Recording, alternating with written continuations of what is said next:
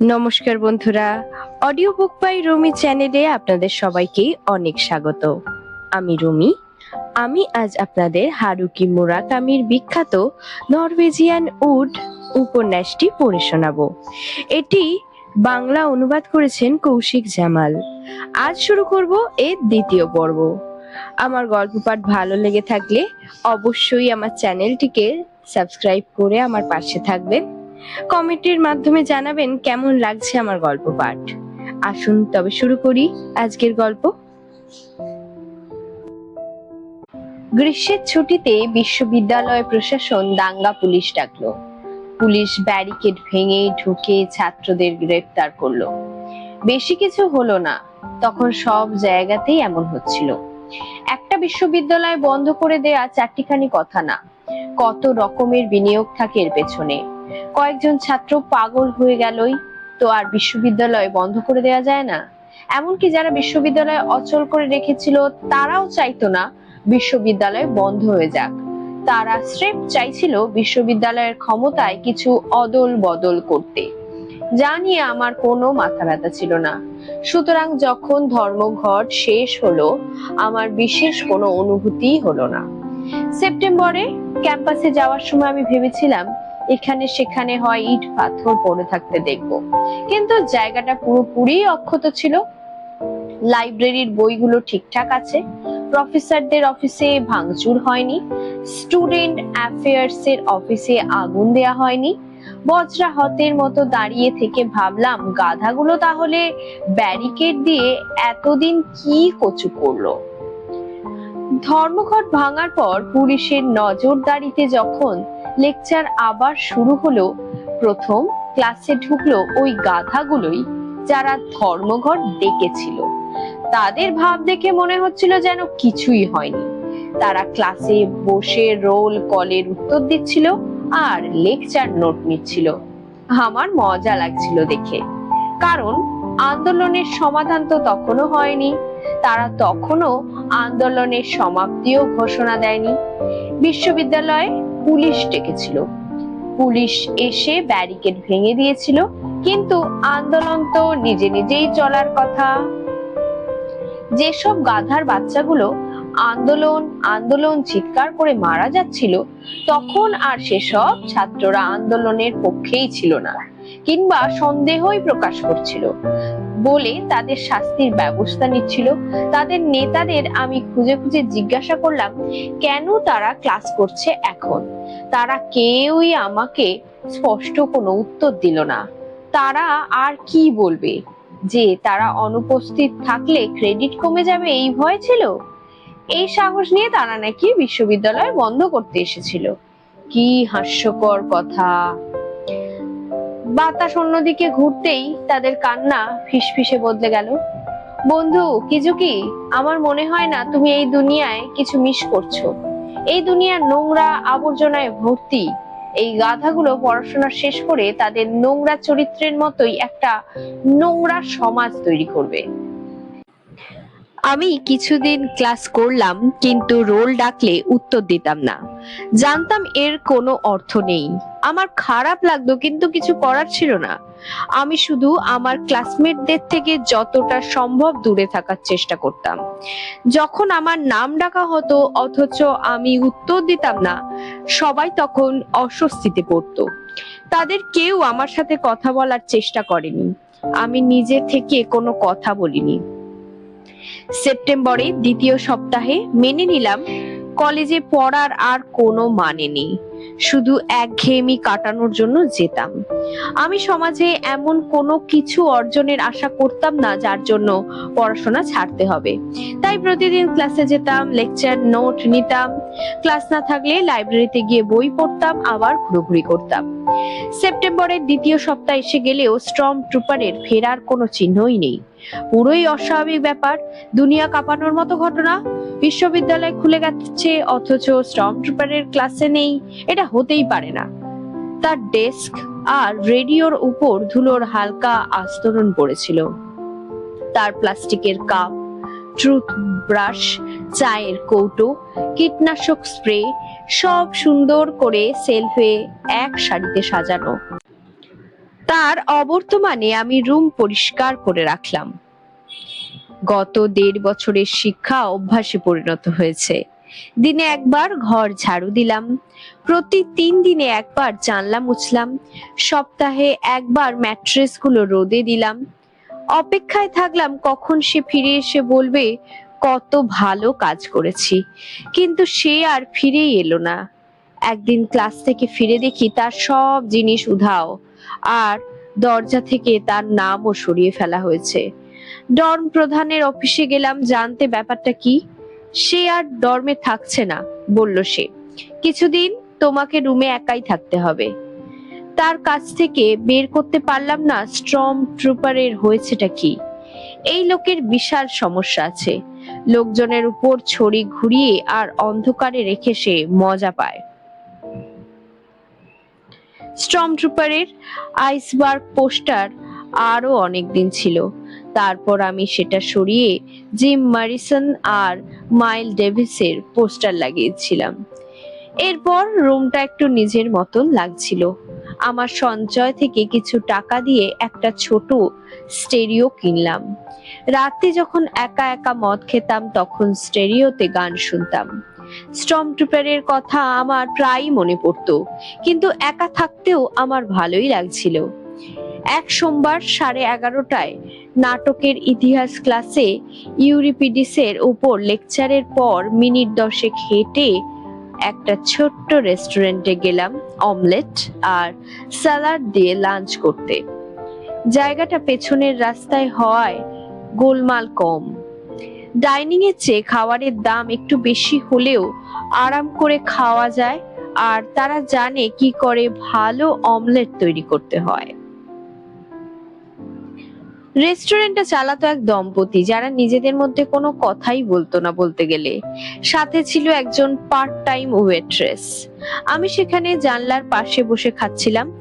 4 জন ছাত্রছাত্রীর একটা গ্রুপ এলো, 2 জন ছেলে 2 জন মেয়ে, সবাই ভদ্র কাপড় চোপড় পরা। তারা জানলার কাছে টেবিলটা নিল, কিছুক্ষণ মেনু দেখে নিজেদের মধ্যে আলোচনা করলো কি খাবে। তারপর একজন সবার হয়ে ওয়েট্রেসকে অর্ডার দিল। কিছুক্ষণ পরেই আমি খেয়াল করলাম মেয়েদের একজন আমার দিকে তাকিয়ে আছে। তার চুল ছিল একদম ছোট, চোখে ছিল গাঢ় সানগ্লাস, আর পরনে সুতির সাদা মিনি ড্রেস। আমার কোনো ধারণাই ছিল না সে কে, তাই নিজের মতনই খেয়ে চললাম। কিন্তু একটু পরেই সে তার সিট থেকে উঠে আসলো, আমার টেবিলে এক হাত রেখে জিজ্ঞাসা করলো, তোমার নাম ওয়াতানাবে তাই না? আমি মাথা উঁচিয়ে তাকে ভালো করে খেয়াল করলাম, কিন্তু মনে করতে পারলাম না কখন দেখেছি কি। সে ছিল সহজে চোখে পড়ে এমন ধরনের মেয়ে, আগে দেখে থাকলে মনে পড়তে বাধ্য। আর ইউনিভার্সিটির খুব বেশি কেউ আমাকে নাম ধরে চেনেও না। বসলে কিছু মনে করবে? জিজ্ঞাসা করলো সে, নাকি অন্য কারোর জন্য অপেক্ষা করছো? মাথা নাড়লাম, তখনও দ্বিধাগ্রস্ত। না, কারোর জন্য নয়, বসতে পারো। সে একটা চেয়ার টেনে আমার মুখোমুখি বসলো।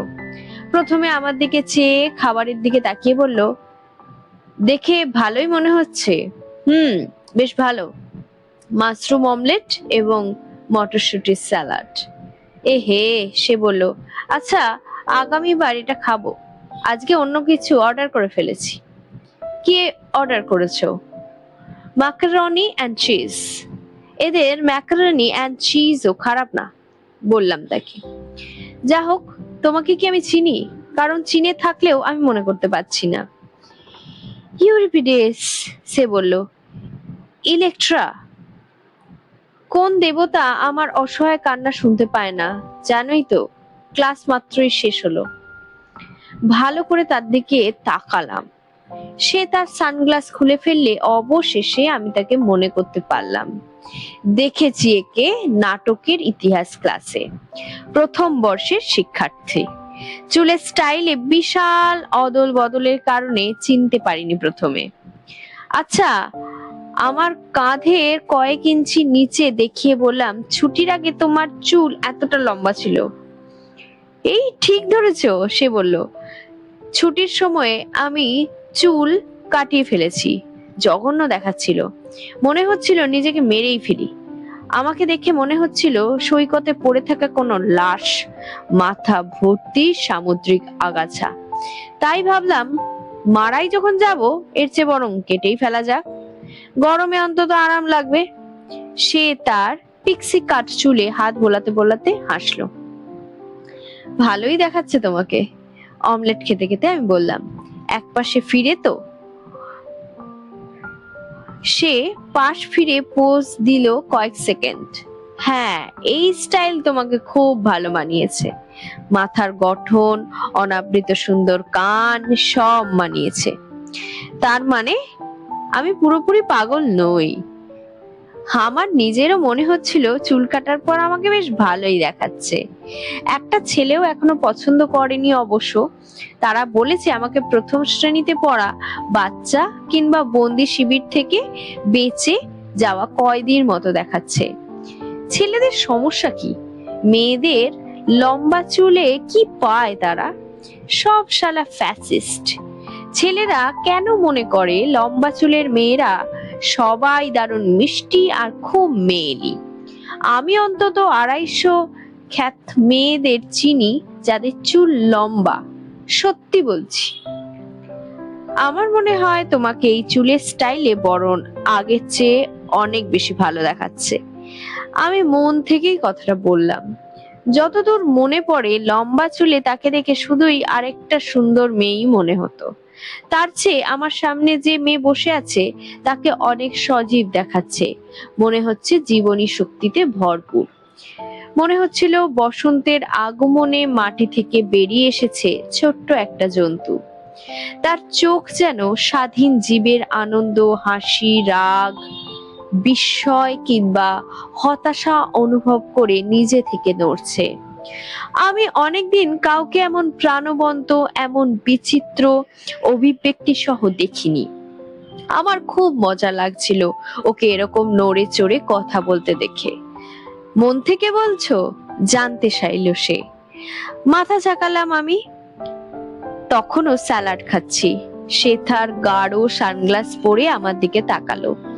তুমি মিথ্যে বলছো না তো নাকি? আমি নিজেকে সৎ ভাবতে পছন্দ করি, বললাম তাকে। অসাধারণ। আচ্ছা বলো, তুমি এরকম গাঢ় সানগ্লাস কেন পরো?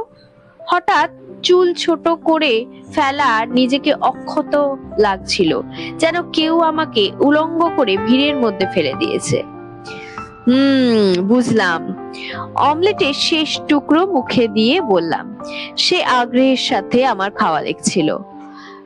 তোমার কি বন্ধুদের কাছে ফিরে যেতে হবে না? আমি তার 3 বন্ধুর দিকে ইশারা করে বললাম। না, খাবার আসুক তখন যাব। তুমি কি তোমার খাওয়ার মধ্যে বিরক্ত করছি আমি? না না, বিরক্ত করার মতো কিছু বাকি নেই, বললাম আমি। বিদায় হওয়ার কোনো লক্ষণ নেই দেখেই কফি অর্ডার দিলাম। মালিক দুজনের মধ্যে বউটা এসে টেবিল পরিষ্কার করে দিয়ে ক্রিম আর চিনি দিয়ে গেল। এখন বলো আমাকে, সে বলল। আজকে যখন তোমার রোল ডাকা হলো তখন উত্তর দাওনি কেন? তোমার নামই তো ওয়াতানাবে, তাই না? তরু ওয়াতানাবে। আমার নামই। তাহলে উত্তর দাওনি কেন? আজকে ইচ্ছে করছিল না।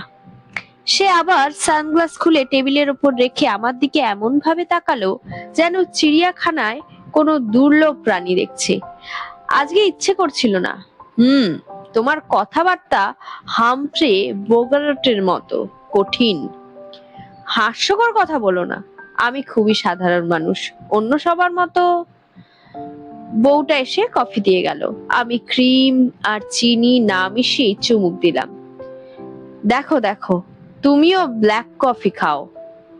হামফ্রে বোগার্টের সাথে এর কোনো সম্পর্ক নেই। আমি ধৈর্যের সাথে বললাম, মিষ্টি আমার পছন্দ না। তুমি আমাকে স্রেফ ভুল ভাবে দেখছো। তোমার রং এত পুড়লো কি করে? আমি গত কয়েক সপ্তাহ পাহাড়ে ঘুরেছি। Backpack, sleeping bag. কোথায় গিয়েছিলে? কানাজোয়া, নোটো, পেনিনসে, নিগাতা পর্যন্ত। একা একা, বললাম তাকে। যদিও মাঝে মধ্যে কিছু সঙ্গী পেয়েছিলাম, রোমান্টিক সঙ্গী, অচেনা পথে অজানা নারী। রোমান্টিক? আমি এখন নিশ্চিত তুমি আমাকে পুরো ভুল ভাবে দেখেছো। স্লিপিং ব্যাগ পিঠে নিয়ে খোঁচা খোঁচা দাড়ি মুছওয়ালা একজন রাস্তায় কি করে রোম্যান্সের দেখা পাবে বলো তো? তুমি কি এরকম একা একা ভ্রমণ করো? তোমার কি নিঃসঙ্গতা পছন্দ? হাতের ওপর মুখ রেখে সে জিজ্ঞাসা করলো। একা ভ্রমণ করো, একা খাও, একা লেকচার হলে বসে থাকো। কেউ এতটা নিঃসঙ্গতা পছন্দ করে না। আমি শুধু নিজের থেকে বন্ধুত্ব করতে যাই না, এই আর কি, না হলে মনোভঙ্গ হয়। সানগ্লাসের ডাঁটি কামড়াতে কামড়াতে সে আনমনে বলল, কেউই নিঃসঙ্গতা পছন্দ করে না, না হলে মনোভঙ্গ হয়। তুমি কখনো নিজের জীবনী লিখলে এই লাইনটা ব্যবহার করতে পারো। ধন্যবাদ, আমি বললাম। তোমার কি সবুজ রং পছন্দ? কেন বলো তো? কারণ তুমি সবুজ রঙের পোলো শার্ট পরে আছো। না সেরম কিছু না, আমি সবকিছুই পরি। না সেরম কিছু না, আমি সবকিছুই পরি। তোমার কথা বলার ভঙ্গি আবার ভালো লেগেছে, যেন সমানভাবে প্লাস্টার লাগানো হচ্ছে। কেউ কি তোমাকে বলেছে কথা? কেউ না, আমি বললাম। আমার নাম মিদরি, সে বলল, যার মানে সবুজ। কিন্তু সবুজে আমাকে জঘন্য লাগে। অদ্ভুত না? অভিশপ্ত মনে হয় নিজেকে। তুমি কি বলো? আমার বোনের নাম মোমোকো, পিচ রঙের মেয়ে। তাকে গোলাপিতে সুন্দর দেখায়? তাকে গোলাপিতে খুবই সুন্দর দেখায়। মনে হয় তার জন্মই হয়েছে গোলাপি পরার জন্য। খুব অন্যায় এটা। মিদরিদের খাবার চলে এসেছে। মাদ্রাস জ্যাকেট পরা এক ছেলে হাত নেড়ে ডাকলো তাকে টেবিল থেকে। এই মিদরি, চলে এসো, খাবার এসে গেছে। মিদরি এমন ভাবে হাত নাড়লো যেন বোঝাতে চাইলো আমি জানি। আচ্ছা বলো, সে বলল। তুমি কি লেকচারের নোট নাও নাটকের ক্লাসে? অবশ্যই। জিজ্ঞাসা করতে খারাপ লাগছে, কিন্তু তুমি কি আমাকে তোমার নোটগুলো ধার দিতে পারো? আমি দুটো ক্লাস মিস করেছি, আর কাউকে চিনি না যে জিজ্ঞাসা করব। সমস্যা নেই, আমি বললাম। ব্যাগ থেকে নোটবুক বের করে প্রথমে দেখলাম ভেতরে এমন কিছু লেখা আছে কিনা যেটা আমি ওকে দেখাতে চাই না। তারপর মিদরিকে দিলাম। অনেক ধন্যবাদ। তুমি কি পরশু আসছো ক্যাম্পাসে? অবশ্যই। এখানে দুপুরে আমার সাথে দেখা করো। আমি তোমাকে নোটবুক ফেরত দেব এবং লাঞ্চও করব। যদি একা না খেলে তোমার পেট খারাপ হয়, এরকম কোনো ব্যাপার না থেকে থাকে আর কি। এরকম কিছু নেই, আমি বললাম। কিন্তু নোটবুক ধার দিয়েছি বলে আমাকে লাঞ্চ খাওয়াতে হবে এমন কোনো কথা নেই। আরে চিন্তা করো না, সে বলল। আমার লোকজনকে খাওয়াতে বেশ ভালোই লাগে। তোমার মনে থাকবে? ভুলে যাবে না তো, নাকি কোথাও লিখে নেব? মনে থাকবে, পরশু 12টায়। মিদরি গ্রিন। এই টেবিল থেকে কেউ ডাক দিল, মিদরি তাড়াতাড়ি আসো, খাবার ঠান্ডা হয়ে গেল তো।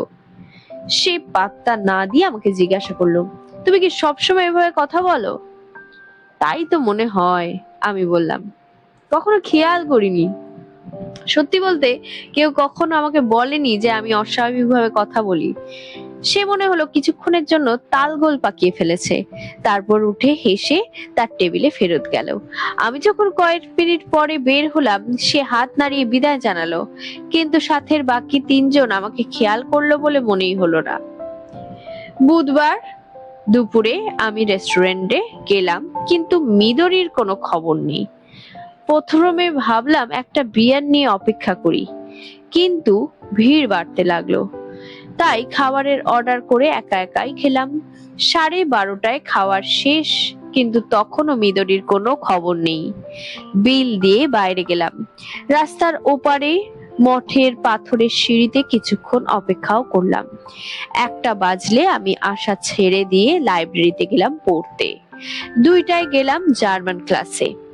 লেকচার শেষে স্টুডেন্ট অ্যাফেয়ার্স অফিসে গেলাম নাটকের ইতিহাস ক্লাসের নামের খাতায় মিদরিকে খুঁজতে। ক্লাসের একমাত্র মিদরি যাকে পাওয়া গেল সে হলো মিদরি কোবায়াসি। এরপর স্টুডেন্ট ফাইল কার্ডে খুঁজে মিদরি কোবায়াসির ফোন নাম্বার আর ঠিকানা পেলাম যে 1969 সালে বিশ্ববিদ্যালয়ে ভর্তি হয়েছে। সে দক্ষিণ পূর্বে তোসিমাতে তার পরিবারের সাথে থাকে। আমি ফোন বুথে গিয়ে ওই নাম্বারে ফোন দিলাম। এক লোক ফোন ধরলো।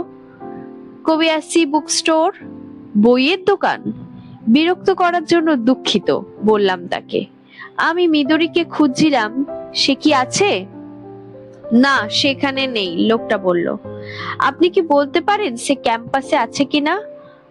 না, মনে হয় সে এখন হাসপাতালে। কে বলছেন জানতে পারি? তার প্রশ্নের উত্তর না দিয়ে আমি ধন্যবাদ দিয়ে রেখে দিলাম। হাসপাতাল? সে কি অসুস্থ কিংবা অ্যাক্সিডেন্ট করেছে নাকি? কিন্তু লোকটার কথায় কোনো সংকেতের আভাসই পাওয়া গেল না।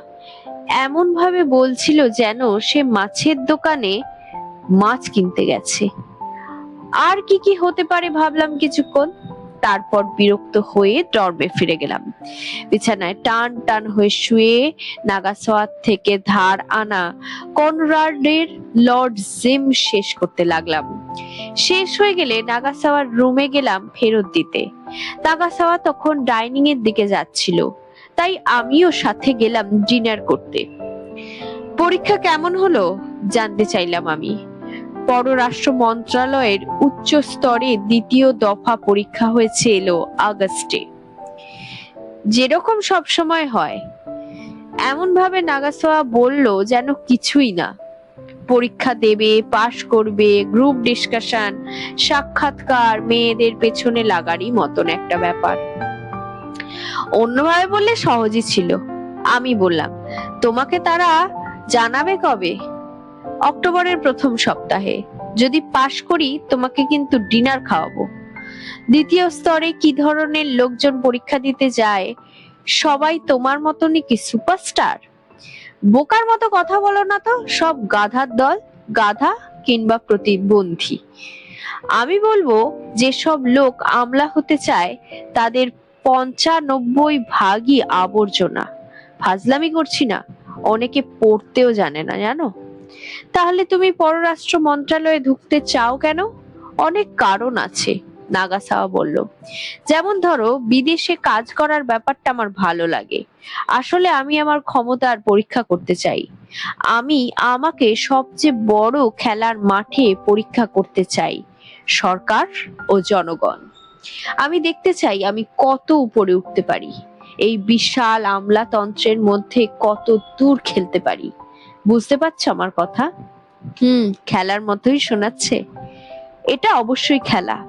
সত্যি বলতে কি, টাকা কিংবা ক্ষমতার প্রতি আমার কোনো আগ্রহ নেই, একদমই না। আমি হয়তো একজন স্বার্থপর হারামি, কিন্তু এই খেলায় আমি একজন ভালো খেলোয়াড়। আমি হয়তো একজন জেন সাধু হতে পারতাম। আমার কৌতূহল অনেক।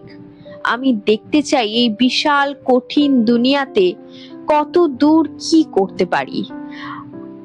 আর তোমার কোনো আদর্শর প্রয়োজন নেই মনে হয়? না, নেই। জীবনে আদর্শর কোনো প্রয়োজন নেই। জীবনে প্রয়োজন কাজের মানদণ্ড। কিন্তু জীবন যাপন করার আরো তো অনেক উপায় আছে, তাই না? আমি জিজ্ঞাসা করলাম। আমি যেভাবে জীবনযাপন করি তা তো তুমি পছন্দ করো নাকি?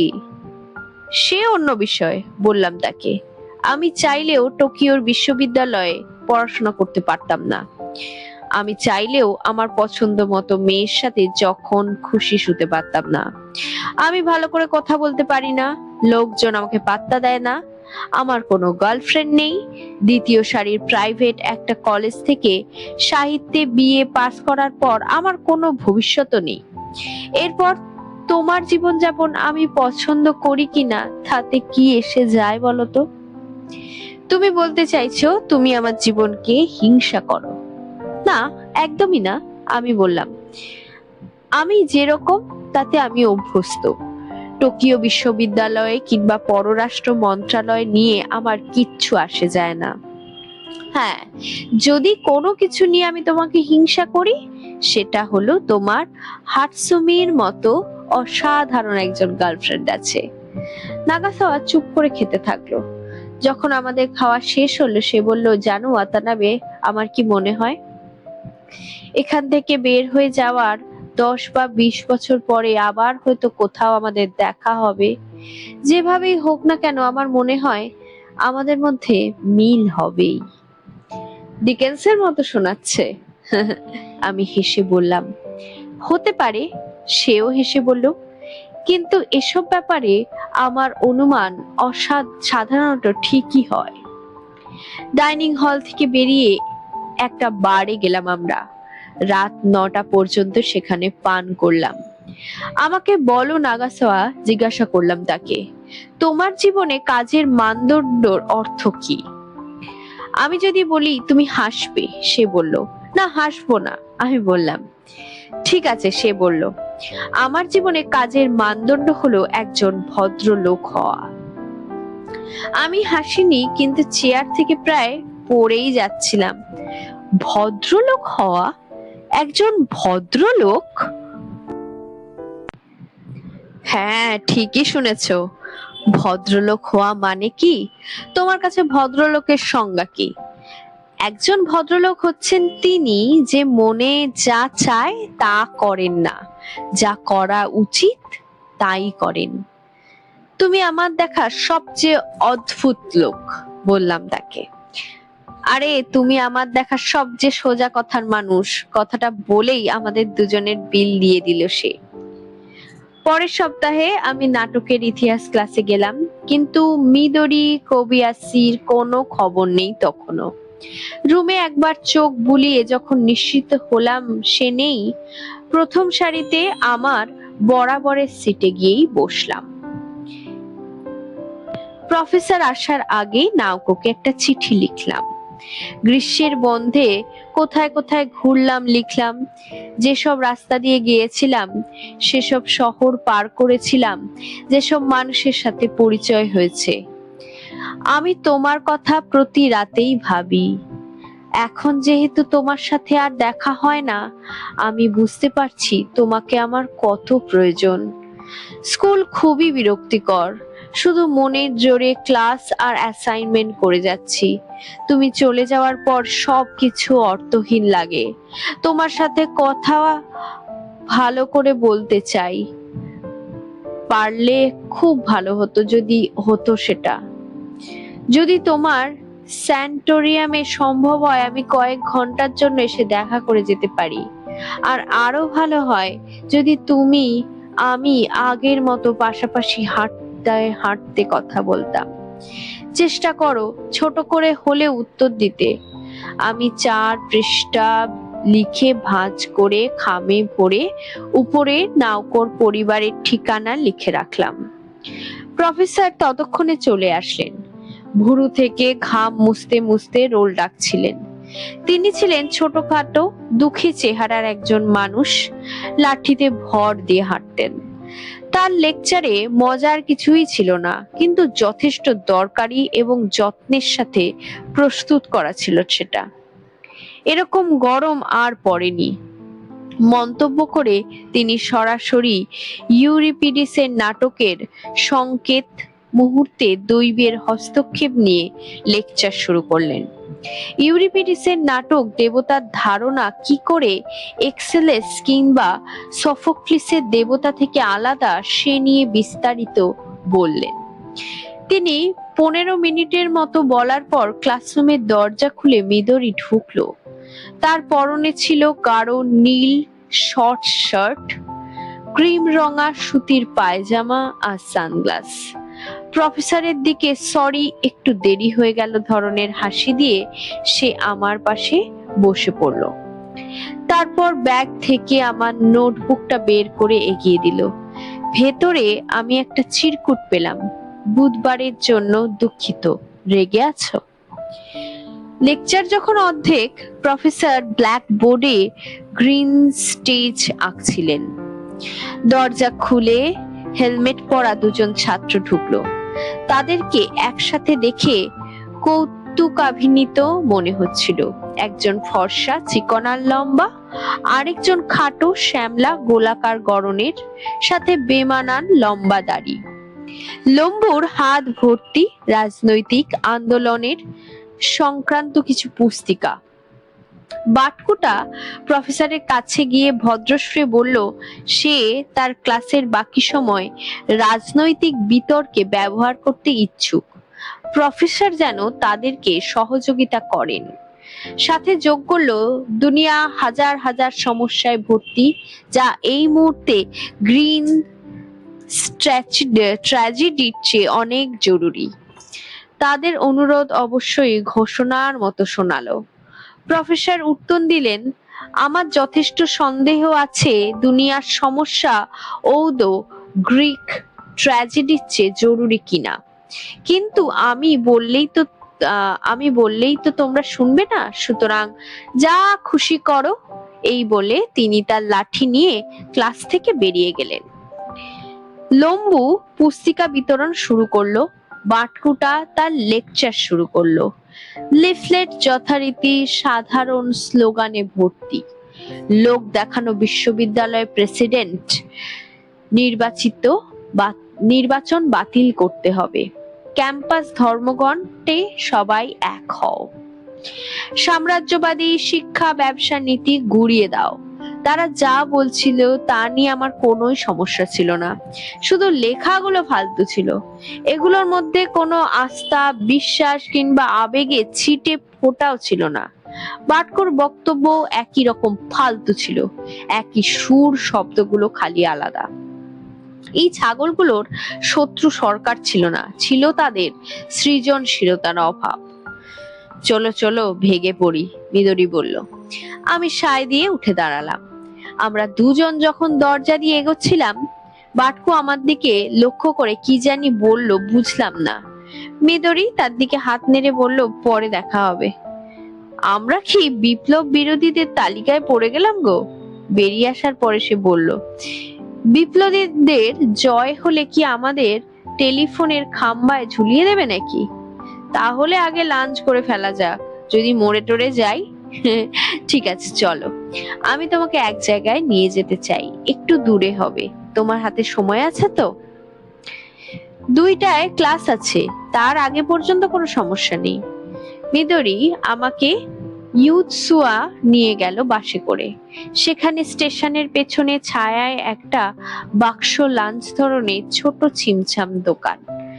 আমরা বসার সাথে সাথে স্যুপ দিয়ে গেল, আর লাল 4 কোনা বাক্সে সেদিনে স্পেশাল লাঞ্চ।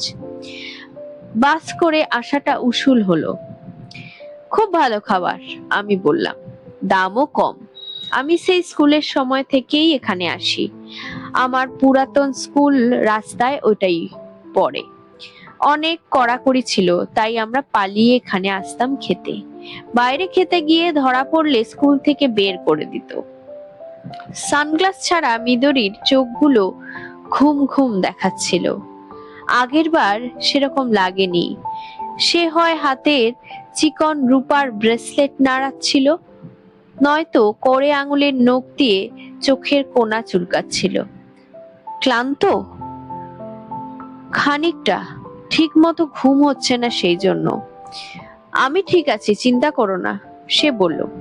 ওই দিনের জন্য দুঃখিত, একটা জরুরি কাজে আটকে গিয়েছিলাম। সকালে ভাবছিলাম রেস্টুরেন্টে ফোন করে তোমাকে জানাবো, কিন্তু নাম মনে করতে পারছিলাম না। আর তোমার বাসায় নাম্বারও তো আমার জানা ছিল না।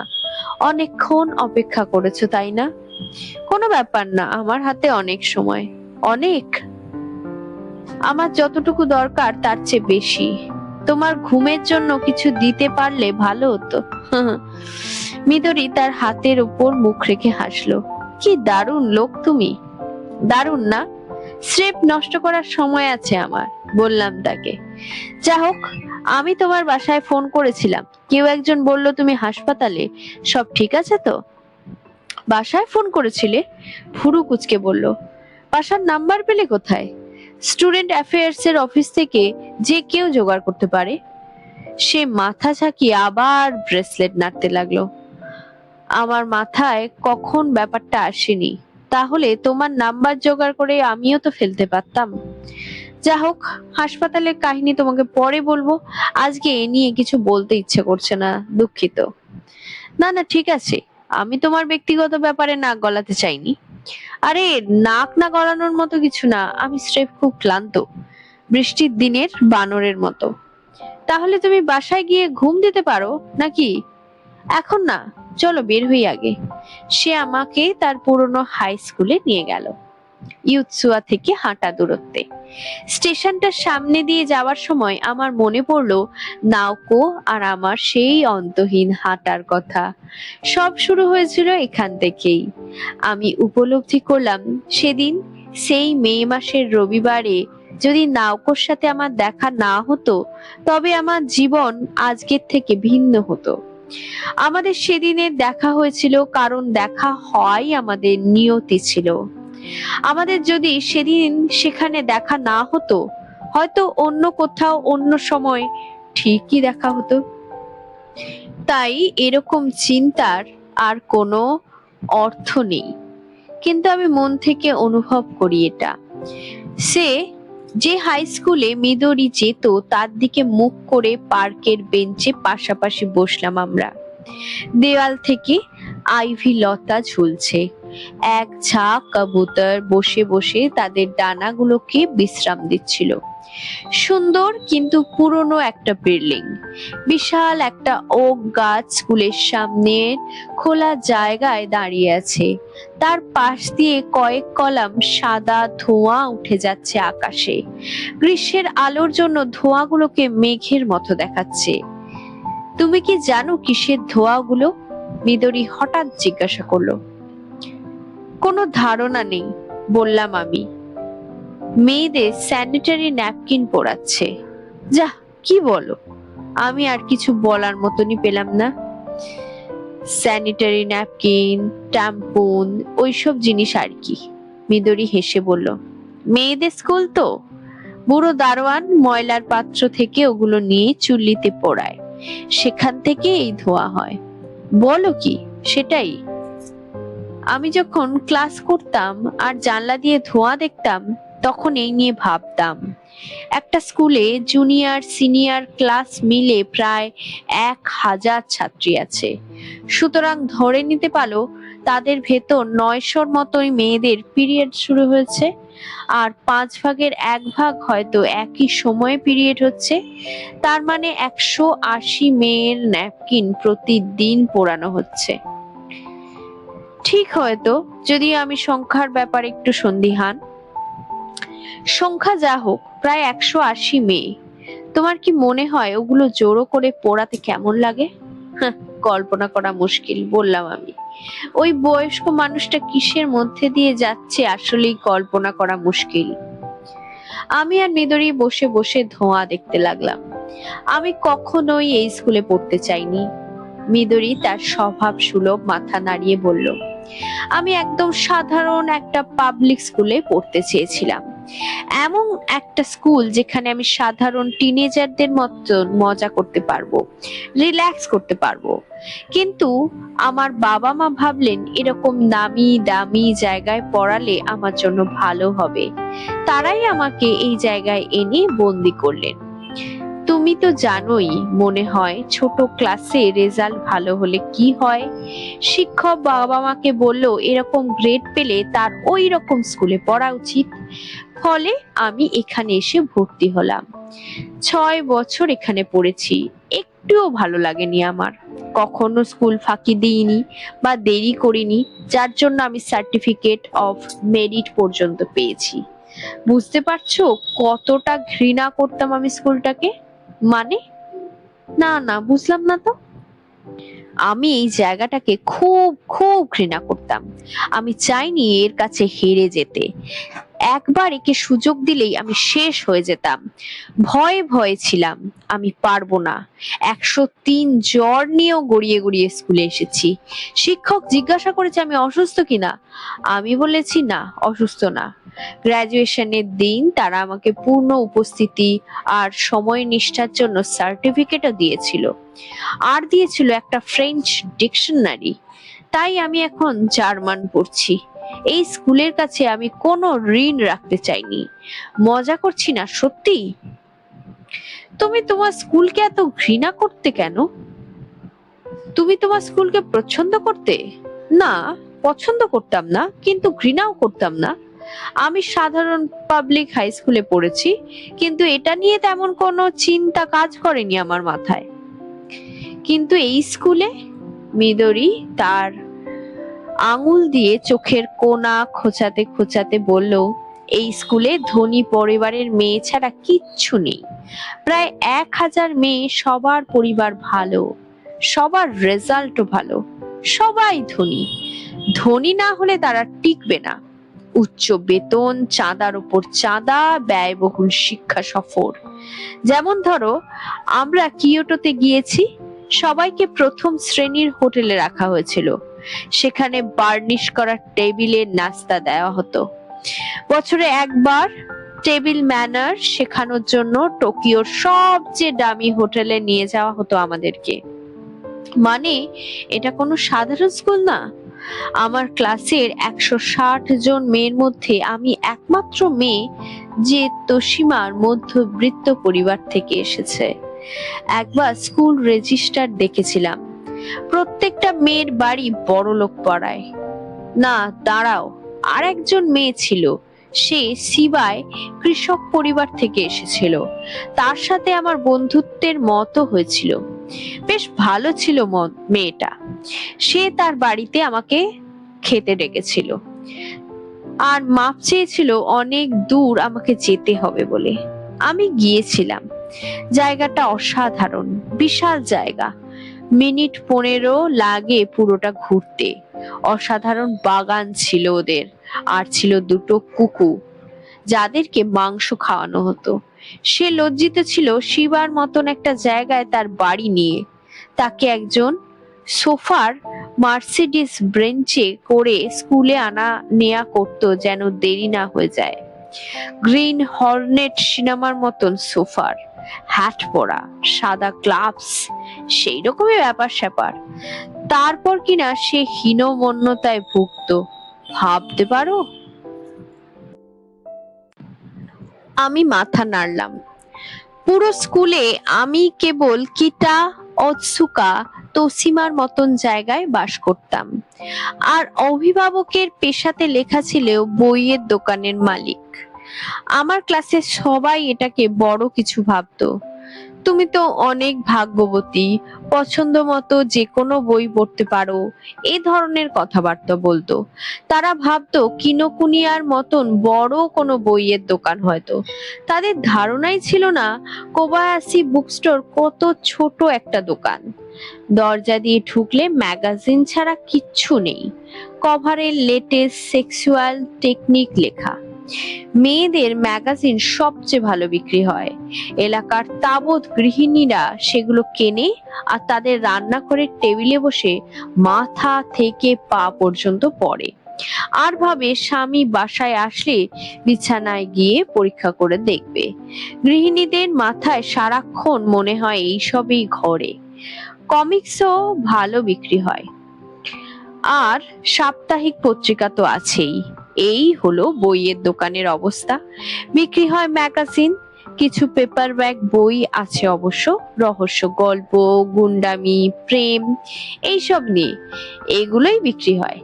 আর আছে কিছু কিভাবে নিজে করবেন, কিভাবে কর্মস্থলে জিতবেন, বনসাই কিভাবে করবেন, বিয়ের বক্তৃতা কিভাবে দেবেন, কিভাবে সেক্স করবেন, ধূমপান কিভাবে ত্যাগ করবেন, এই ধরনের বই। সবকিছুর উপরেই বই আছে।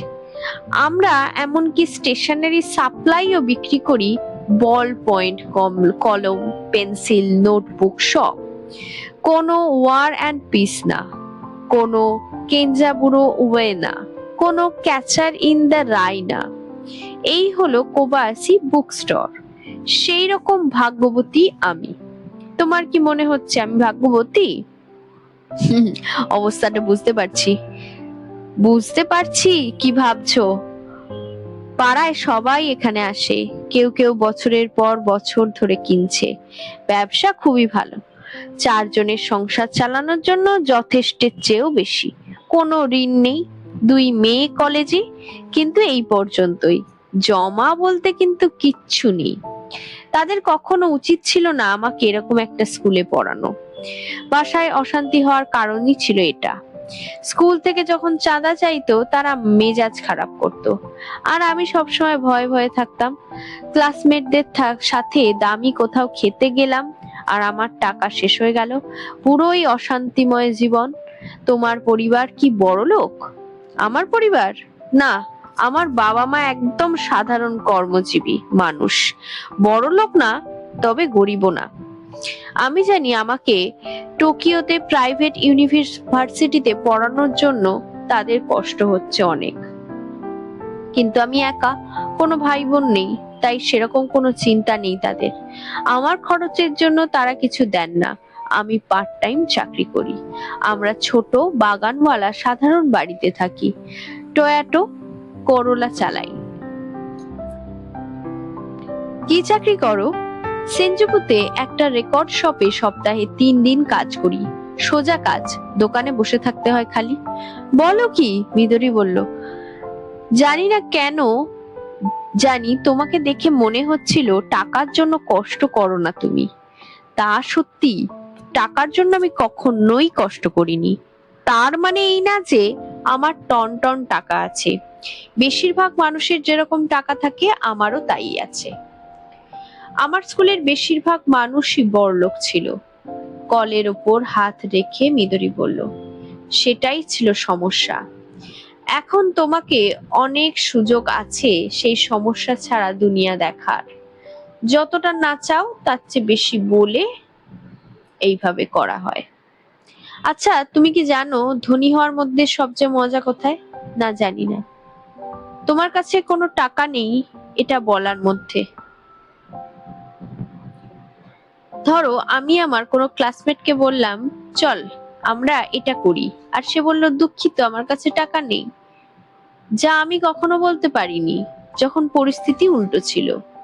যদি আমি বলতাম আমার কাছে টাকা নেই, তাহলে সত্যি আমার কাছে টাকা ছিল না।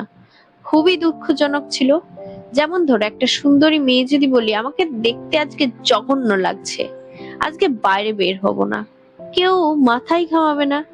কিন্তু যদি একটা কুৎসিত মেয়ে কথা বলে, সবাই হাসবে তাকে নিয়ে। আমার জন্য দুনিয়াটা তেমনই ছিল। গত বছরের আগে পর্যন্ত পুরো 6 বছর এমনই ছিল। এখন ঠিক হয়ে যাবে, আশা করছি তাই। কলেজ আমার জন্য মুক্তি, সাধারণ মানুষই সেখানে ভর্তি। ঠোঁট হালকা বাঁকিয়ে হেসে হাতের তালু দিয়ে চুল সোজা করতে লাগলো সে। তুমি কোথায় কাজ করো? হ্যাঁ, আমি ম্যাপ নোট লিখি। তুমি ওই পুস্তিকাগুলো হয়তো দেখেছো, ম্যাট নোট সই। আশেপাশের বিবরণ থাকে, লোক সংখ্যা আর গুরুত্বপূর্ণ জায়গা, হাইকিং করার রাস্তা দেয়, এলাকার কিংবদন্তি কিন্তু স্পেশাল ফুল পাখির বিবরণ। আমি ওগুলো লিখি। সোজা কাজ, খুব বেশি সময় লাগে না। আমি লাইব্রেরি ঘেটে সারাদিন এরকম একটা পুস্তিকা লিখে ফেলতে পারি। তোমার স্রেফ কিছু গোপন বিদ্যা জানতে হবে, তাহলেই এরকম কাজ ভুরি ভুরি পাবে। কি রকম গোপন বিদ্যা? যেমন ধরো কারোর সম্পর্কে লিখতে গেলে এমন কিছু একটা উল্লেখ করতে হবে যেটা আর কোথাও লেখা হয়নি। ম্যাপ কোম্পানির লোক ধরে নেবে তুমি একটা প্রতিভা, আর তোমাকে আরো কাজ দিতে থাকবে।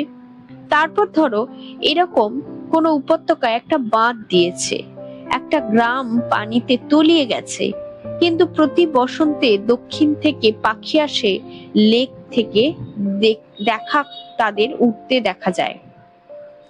এরকম কিছু একটা অংশ লিখবে। লোকজন যখন পড়বে তাদের চোখে দৃশ্য ভেসে উঠবে, আবেগ প্রবণ হয়ে পড়বে। এসব লোকজন পছন্দ করে। সাধারণত পার্ট টাইম যারা কাজ করে তারা এসব নিয়ে মাথা ঘামায় না, কিন্তু আমি এসব লিখে ভালোই কামাতে পারি। হ্যাঁ, কিন্তু তোমাকে তো এই অংশগুলো খুঁজে বের করতে হবে। তা ঠিক, মাথা কাত করে মিতরি বলল, কিন্তু তুমি যদি সেগুলো খুঁজতে থাকো কিছু না কিছু পেয়েই যাবে। যদি না পারো তাহলে নিরীহ কিছু বানিয়ে লেখার সুযোগ তো থাকছেই। ও আচ্ছা, শান্তি, মিদরি বলল। সে আমার ডরমেটারির কথা শুনতে চাইলে আমি তাকে পতাকা উত্তোলন আর স্টর্ম ট্রুপারের ব্যায়ামের কাহিনী শোনালাম। বিশেষ করে স্টর্ম ট্রুপারের কাহিনী শুনে মিদরি অনেক হাসলো। সবার মনে হয় হাসি পায়, মিদরির মনে হলো ডর্মে ঘুরে আসলে মজা পাবে। আসলে এই জায়গায় কোনো মজা নেই, বললাম তাকে। কয়েকশো ছেলে পিলে নোংরা রুমে থাকছে, মদ খাচ্ছে, মাস্টার বেড করছে, এই আর কি। তুমি কি এর মধ্যে পড়ো? এর মধ্যে দুনিয়ার সব পুরুষই পড়ে, আমি বোঝালাম। মেয়েদের যেমন পিরিয়ড হয়, ছেলেরাও তেমন মাস্টার বেড করে, সবাই করে। তার যাদের গার্লফ্রেন্ড আছে তারাও, মানে সেক্স পার্টনার আছে যাদের, দুটোর মধ্যে কোনো সম্পর্ক নেই। পাশের রুমের ছেলেটা আমাকে বলেছে প্রতি ডেটে যাওয়ার আগে সে মাস্টারবেট করে, তাতে নাকি তার হালকা লাগে নিজেকে। আমি এই বিষয়ে তেমন কিছু জানি না, মেয়েদের স্কুলের বেশিরভাগ সময় কেটেছে তো। আমার মনে হয় না মেয়েদের ম্যাগাজিনে এইসব বিষয় কিছু লেখে, একদমই না। সে হাসতে হাসতে বলল, যা হোক ওয়াতানামে, তুমি কি ওই রবিবারে আমাকে সময় দিতে পারবে? ফ্রি আছো? আমি সব রবিবার ফ্রি থাকি 6টা পর্যন্ত, এরপর কাজে যেতে হবে। তাহলে আমার সাথে দেখা করতে চলে আসো। কবে আসি বুক স্টোরে? দোকান বন্ধ থাকবে, কিন্তু সারাদিন আমাকে সেখানে একা থাকতে হবে। জরুরি ফোন আসার কথা আছে। লাঞ্চ করো আমার সাথে, আমি রান্না করব। আমার কোনো আপত্তি নেই, বললাম তাকে। নোটবুক থেকে একটা কাগজ ছিঁড়ে তাতে তার বাসা যাওয়ার ম্যাপ এঁকে দিল মিদরি। লাল কালি দিয়ে বাসা যেখানে যেখানে বড় করে এক্স দিয়ে দিল। চিনতে না পারার কোনো কারণই নেই। কবিয়াসি বুক স্টোর লেখা বড় সাইনবোর্ড লাগানো আছে। দুপুরে চলে আসো, খাবার তৈরি থাকবে। আমি তাকে ধন্যবাদ দিয়ে ম্যাপটা পকেটে রাখলাম। তাহলে এখন ক্যাম্পাসে ফিরে যাই, বললাম। 2টো থেকে জার্মান ক্লাস আছে। মিদরি জানালো সে অন্যদিকে যাবে, তাই ইউতসুয়া থেকে ট্রেন নিল। রবিবার সকালে আমি 9টায় ঘুম থেকে উঠলাম। শেভ করে কাপড় চোপড় ধুয়ে ছাদে শুকোতে দিয়ে আসলাম। সুন্দর দিন ছিল, চারপাশে হেমন্তের আগমনের গন্ধ। লাল ফড়িং উঠছিল আর বাচ্চারা জাল দিয়ে পেছনে পেছনে দৌড়চ্ছিল ধরার জন্য। বাতাস ছিল না, পতাকা লেপ্টে ছিল দণ্ডের সাথে। আমি ইস্ত্রি করা পরিষ্কার শার্ট পরে ডর্ম থেকে হেঁটে রাস্তায় গিয়ে দাঁড়ালাম স্ট্রিট কারের জন্য। এমনিতেই ছাত্রপাড়া, তারপর আবার রবিবারের সকাল। রাস্তা একদম খালি ছিল, জনহীন। দোকানপাট তখনও বন্ধ। কোথাও কোনো শব্দ হলে প্রতিধ্বনি শোনা যাচ্ছিল। খরম পড়া এক মেয়ে খটখট করে হেঁটে গেল। অন্যদিকে কিছু ছেলে ফিলে কয়েকটা খালি টিনের কৌটোয় ঢিল ছুঁড়ে লাগানোর চেষ্টা করছিল। একটা ফুলের দোকান খোলা, সেখান থেকে আমি কিছু ড্যাফোডিল কিনলাম। হেমন্তে ড্যাফোডিল খুবই অস্বাভাবিক ব্যাপার, কিন্তু আমার সবসময় এই ফুল বেশ পছন্দ। রবিবার সকাল বলে স্ট্রিট কারে যাত্রী ছিল মাত্র 3জন বুড়ি। তারা সবাই আমার আর ফুলের দিকে তাকালো। একজন আমার দিকে তাকিয়ে হাসিও দিল। আমিও পাল্টা হেসে পেছন দিকে একদম শেষ সিটটায় বসলাম। জানলা দিয়ে পুরাতন বাড়িগুলো দেখতে দেখতে গেলাম। স্ট্রিট কার বাড়িগুলোয় ঝুলে থেকে ছাউনি প্রায় ছুঁয়ে যাচ্ছিল। এক বাড়ির কাপড় শুকানোর জায়গায় টবে টমেটো গাছ লাগানো হয়েছে। একটা কালো বিড়াল সেখানে শুয়ে রোদ পোহাচ্ছে। আরেকটা বাড়ির উঠোনে একটা বাচ্চা ফু দিয়ে সাবানের ফেনা ওড়াচ্ছিল। কোথাও আইয়ুমি ইসিদার গান বাজছিল শুনলাম। কোথাও থেকে তরকারির রান্নার সুবাস ভেসে এলো। এই গলিগুলোর ভেতর দিয়ে সাপের মতন এগিয়ে চলল স্ট্রিট কার। কিছু জায়গা থেকে আরো যাত্রী উঠলো। গাদাগাদি করে বসে আলাপ করছিল সেই 3 বুড়ি। আমি ওতসুকা স্টেশনের কাছাকাছি নেমে বড় রাস্তা ধরে হাঁটা শুরু করলাম। মিদরির এঁকে দেয়া ম্যাপ তেমন একটা দেখলাম না। আশেপাশের কোনো দোকানই মনে হয় ভালো চলছিল না। বেশিরভাগ দোকানই পুরাতন বাড়িতে, ধূসর আসবাবপত্রের ভেতরে। সাইনবোর্ড ফ্যাকাশে হয়ে গেছে। বিল্ডিং গুলোর বয়স আর চেহারা দেখে মনে হলো যুদ্ধের সময়ের, নয়তো কোনোভাবে পুরো ব্লক বোমা থেকে বেঁচে গিয়েছে। কিছু জায়গা নতুন করে বানানো হয়েছে, আর কিছু মেরামত করা হয়েছে। মেরামত করাগুলো পুরনোগুলোর চেয়ে বেশি জীর্ণ দেখাচ্ছিল। পুরো জায়গাটার পারিপার্শ্বিক অবস্থা থেকে মনে হচ্ছিল যারা এখানে বাস করত তারা সবাই এখানে বাজে বাতাস, উচ্চ ভাড়া আর গাড়ির ভিড়ে বিরক্ত হয়ে শহরতলিতে সরে গেছে। রয়ে গেছে কিছু সস্তা অ্যাপার্টমেন্ট আর কোম্পানি ফ্ল্যাট, এমন কিছু দোকান যা ছাড়ানো অসম্ভব, আর কিছু ঘাড় তেরা লোকজন যারা তাদের পারিবারিক সম্পত্তি ছেড়ে যেতে চায়নি। সবকিছু কেমন যেন ধূসর, মনে হচ্ছিল কোনো গ্যাসে ঢেকে আছে। 10 মিনিট আমি এই রাস্তা দিয়ে হেঁটে কোনার গ্যাস স্টেশন থেকে ডানে মোড় নিলাম। কয়েকটা দোকান পরেই মাঝামাঝি কোবায়াসি বুক স্টোরের সাইনবোর্ড দেখা গেল। আসলেই বড় কোনো দোকান না, কিন্তু মিদরির বর্ণনা থেকে যা মনে হচ্ছিল তত ছোটও ছিল না। দোকানের সামনের অংশ শাটার নামিয়ে বন্ধ করা ছিল। সেখানে ম্যাগাজিনের বিজ্ঞাপন লেখা, প্রতি বৃহস্পতিবার এখানে সাপ্তাহিক বুনসান পাওয়া যায়। আমার হাতে তখনও মিনিট 15 বাকি থাকলেও ড্যাফোডিল হাতে নিয়ে রাস্তায় ঘোরাফেরা করে সময় নষ্ট করতে চাইনি। তাই ডোরবেল বাজিয়ে কয়েক পা পিছিয়ে দাঁড়ালাম। 15 সেকেন্ডের মতো হয়ে গেল, কোনো উত্তর নেই। আরেকবার বেল চাপবো কিনা ভাবছিলাম, তখনই মাথার উপর একটা জানলা খুলে গেল। মিদরি হাত নেড়ে বলল, শাটার তুলে ভেতরে চলে আসো। আমি একটু আগে চলে এসেছি, সমস্যা নেই তো, বললাম তাকে। কোনো সমস্যা নেই, দোতলায় চলে আসো, আমি রান্না বান্না ঘরে আছি। সে জানলা বন্ধ করে দিল। শাটার তুলতে গেলেই ভয়াবহ শব্দ হলো। আমি 3 ফুটের মতন তুলে ঢুকে আবার নামিয়ে দিলাম। ভেতরে গাঢ় অন্ধকার। কিছুক্ষণ হাতড়ে সিঁড়ি খুঁজে পেলাম। এক ব্যান্ডেল ম্যাগাজিন উল্টে পড়েছিল। আর একটু হলেই সেখানে জুতো খুলে রেখে লিভিং রুমে উঠে পড়লাম। ভেতরটা কেমন অন্ধকার আর মরা মরা। সিঁড়ির কাছে সোফা আর ইজি চেয়ার রাখা। একদম ছোট রুম, জানলা দিয়ে ডিম লাইটের মতন আসছিল। মনে হচ্ছিল পলিশ মুভির কোনো দৃশ্য। বাম দিকে স্টোর রুমের মতো মনে হলো আরেকটা বাথরুম। সিঁড়ি দিয়ে দোতলায় উঠলাম। সেখানে উজ্জ্বল আলো দেখে মনে হলো বাঁচলাম। আমি এখানে, মিদরির গলা শোনা গেল। সিঁড়ি থেকে ডানে ডাইনিং রুমের মতো, এরপর রান্নাঘর। বাড়িটা পুরনো, কিন্তু রান্নাঘর মনে হলো নতুন করা হয়েছে। নতুন ক্যাবিনেট, চকচকে সিঙ্ক আর কল। সেখানে দেখলাম মিদরি রান্না করছে।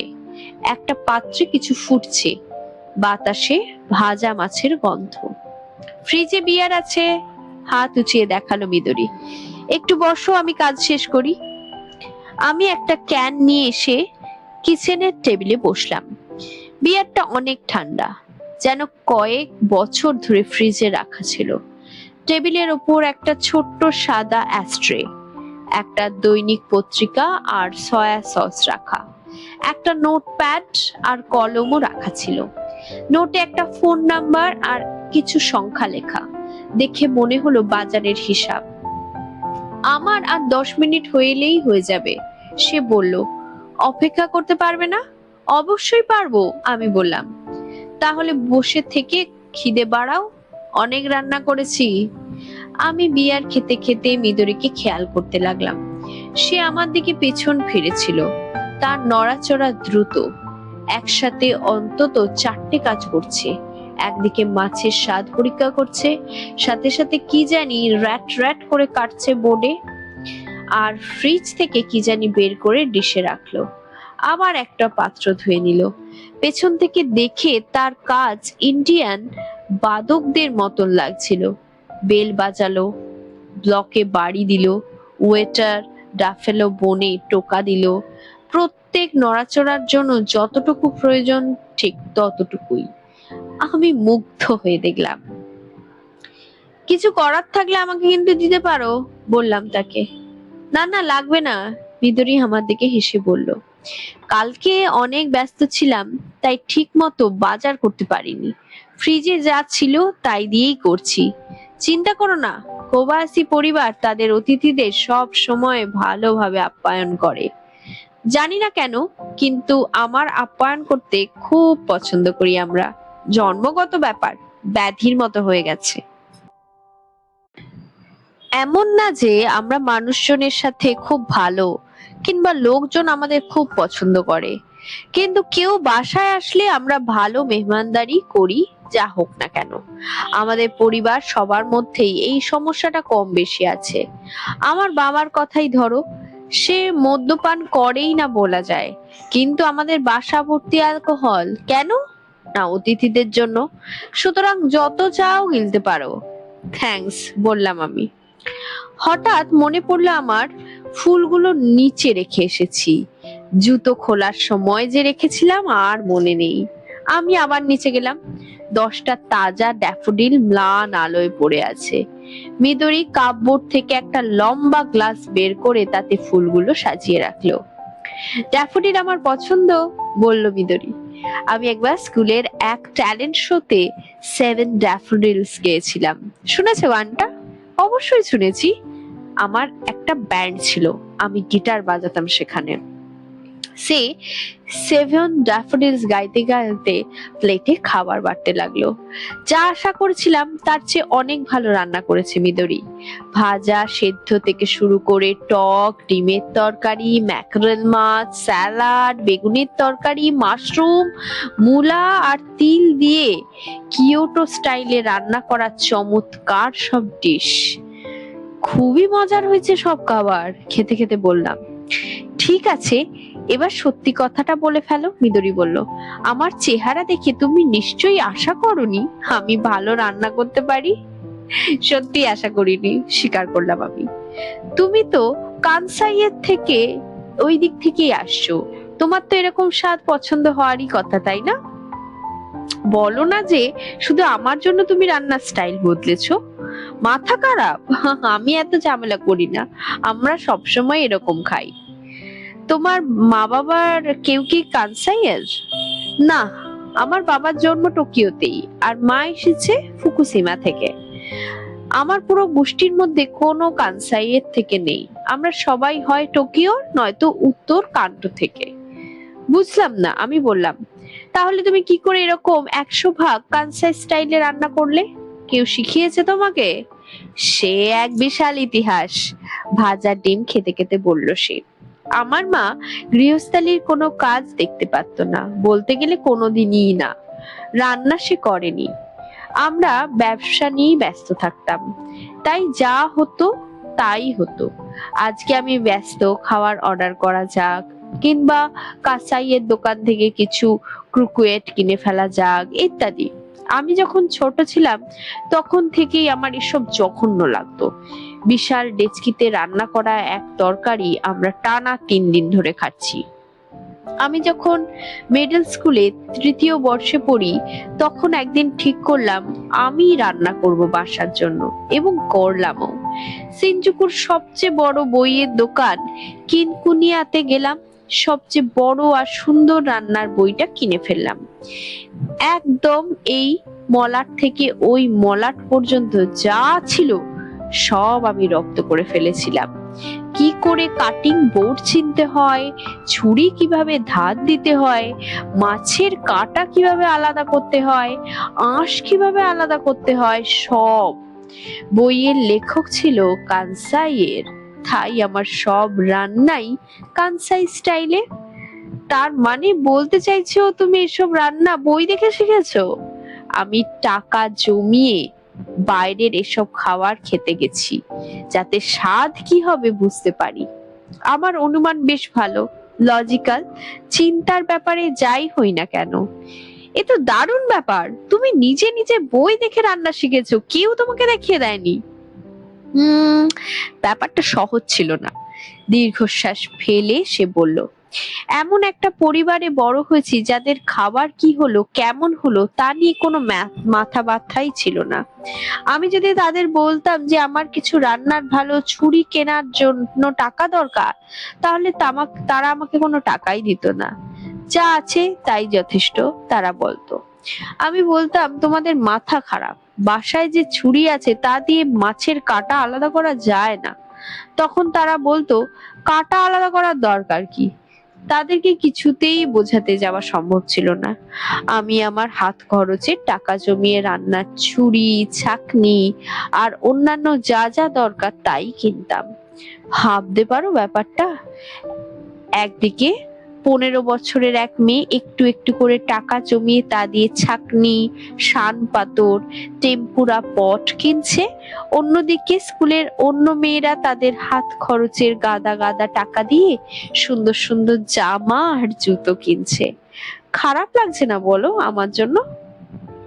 ফ্রেশ জোনসাই দেয়া ক্লিয়ার স্যুপ গিলতে গিলতে মাথা ঝাঁকালাম। আমি যখন স্কুলের প্রথম বর্ষে ছিলাম, আমার একটা ডিম ভাজার ফ্রাইং প্যান কেনার দরকার ছিল। একটা লম্বা সরু প্যান, যেটা দিয়ে দাসি মিকি স্টাইলে ডিম ভাজা যায়, যেমনটা আমরা এখন খাচ্ছি। নতুন ব্রা কেনার জন্য যে টাকা জমিয়েছিলাম, সেটা দিয়ে আমি সেই ফ্রাইং প্যান কিনলাম। পুরো 3 মাস আমি একটা ব্রা দিয়ে চলেছি। বিশ্বাস করতে পারো? রাতে ব্রা ধুয়ে দিতাম, পাগলের মতো চেষ্টা করতাম যাতে শুকিয়ে যায়। পরদিন সকালে সেটাই পরতাম। যদি ঠিক মতো না শুকোতো, এর যে দুঃখজনক ব্যাপার আর কিছুই ছিল না। পৃথিবীর সবচেয়ে বাজে ব্যাপার হলো ভেজা স্যাঁতস্যাঁতে ব্রা পরা। আমি হাঁটতাম আর চোখ দিয়ে পানি গড়িয়ে পড়তো। ভাবতাম একটা ফ্রাইং প্যানের জন্য আমার এভাবে কষ্ট হচ্ছে। বুঝতে পারছি, হাসতে হাসতে বললাম আমি। এভাবে বলা ঠিক না, তাও বলি। মা মারা যাওয়ার পর আমি হাঁপ ছেড়ে বেঁচেছি। আমি এখন আমার মতন করে পরিবারের জন্য খরচ করতে পারি, যা ইচ্ছে কিনতে পারি। আমার এখন পুরো এক সেট একদম নতুন রান্নার বাসনকচ্ছন আছে। আমার বাবা বাজেটের ব্যাপার স্যাপার নিয়ে কিছুই বোঝে না। তোমার মা কবে মারা গেছেন? 2 বছর আগে। Cancer, brain tumour.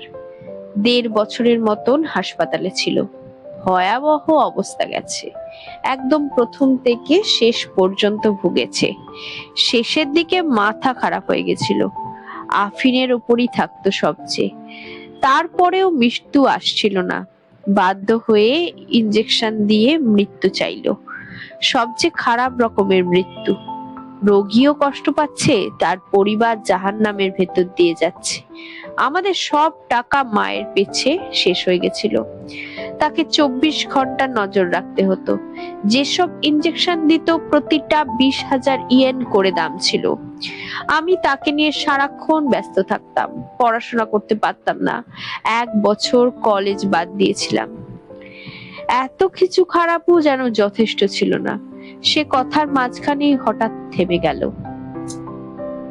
চমস্টিক টেবিলে রেখে দীর্ঘশ্বাস ফেলল সে। আমাদের কথাবার্তা এরকম দুঃখী হয়ে গেল কখন? ব্রায়ের অংশ থেকে।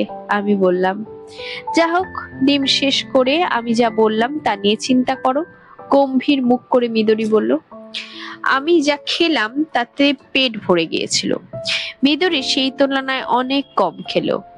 রান্না করলে খিদে নষ্ট হয়ে যায়, বলল সে। টেবিল পরিষ্কার করে এক বাক্স মালবড়ো বের করলো। একটা সিগারেট ম্যাচ দিয়ে জ্বালিয়ে মুখে দিল। ড্যাফোডিল রাখা গ্লাসটা নিয়ে ফুলগুলো পরীক্ষা করলো সে। আমার মনে হয় আমি এগুলো আর ফুলদানিতে রাখবো না। এভাবে এখানে যদি রেখে দিই, মনে হবে যেন মাত্র কোনো ডোবা থেকে তুলে এনেছি আর হাতের কাছে যা পেয়েছি তাতেই রেখে দিয়েছি। আমি তো আটসুকা স্টেশনের সাথে ডোবা থেকেই এনেছি, বললাম তাকে। মুখ টিপে হাসলো সে। তুমি আসলেই অদ্ভুত। মুখ শক্ত করে কৌতুক করতে পারো। গালে হাত রেখে অর্ধেক সিগারেট শেষ করে অ্যাস্ট্রেতে পিষে ফেললো সে। হাত দিয়ে চোখ টললো যেন ধোঁয়া ঢুকছে। মেয়েরা যখন সিগারেট নেভায় ভদ্রতার সাথে নেভায়, তুমি পুরো কাঠখোট্টার মতো নেভালে। এরকম ধূপ করে পিষে ফেলা বদলে উচিত ছিল ছাইয়ের অংশ হালকা করে চেপে নেভানো, তাহলে এরকম ভর্তা হয়ে যেত না। আর মেয়েরা কখনো এরকম নাক দিয়ে ধোঁয়া ছাড়ে না। কোনো মেয়ে একা কোনো ছেলের সাথে খেতে বসে এরকম একটা ব্রা 3 মাস পরার গল্পও করে না। আমি তো কাঠখোট্টাই, মিদরি বলল নাক চুলকাতে চুলকাতে। আমি কখনো মেয়েলি হতে পারিনি, মজা করে হওয়ার চেষ্টা করি মাঝে মধ্যে, তবে পারি না।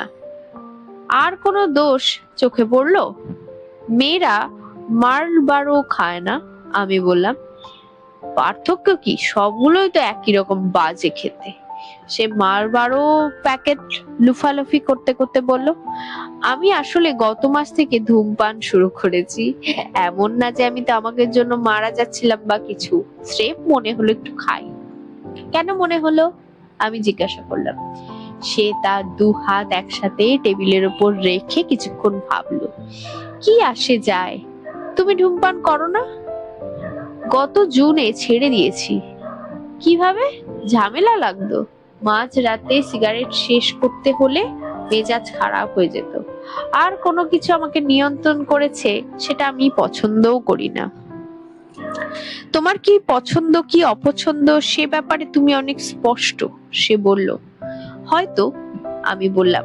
হয়তো সেই জন্যই আমাকে লোকজন পছন্দ করে না, কখনো করেও নি। কারণ তুমি তাদের দেখাচ্ছ, সে বলল।